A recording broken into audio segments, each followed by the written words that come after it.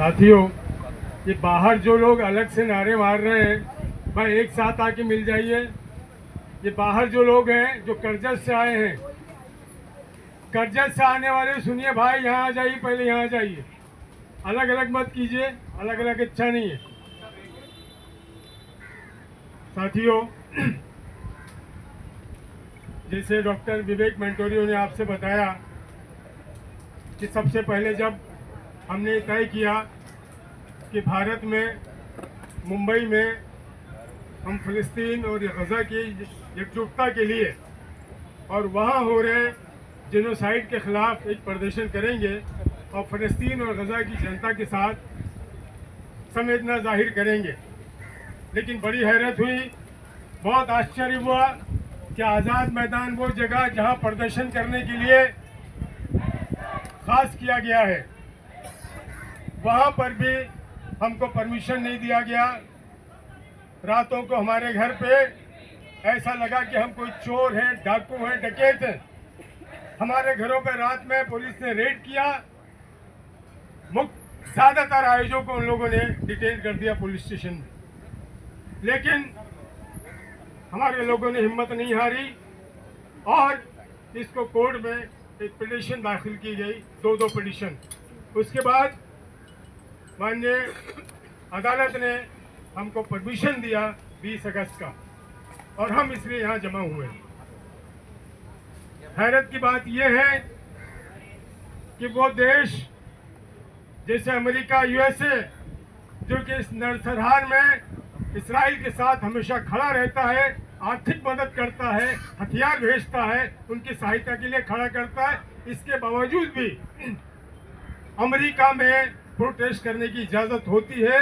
लाखों लोग सड़कों पे निकलकर फलस्तीन के फेवर में प्रदर्शन करते हैं, प्रोटेस्ट करते हैं। लेकिन शर्म की बात है कि भारत वो देश है जिसने जो फलस्तीन को मान्यता देने वाले जो चंद पहले देशों में से भारत का शुमार होता है।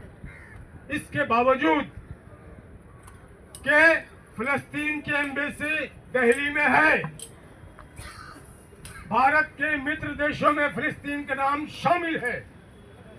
उसके बावजूद जब से भाजपा की सरकार आई है, तब से भारत में प्रदर्शन करने का परमिशन नहीं दिया जाता है। फिलिस्तीन के फेवर में, गजा के फेवर में, नस्ल कुशी के खिलाफ, जेनोसाइड के खिलाफ।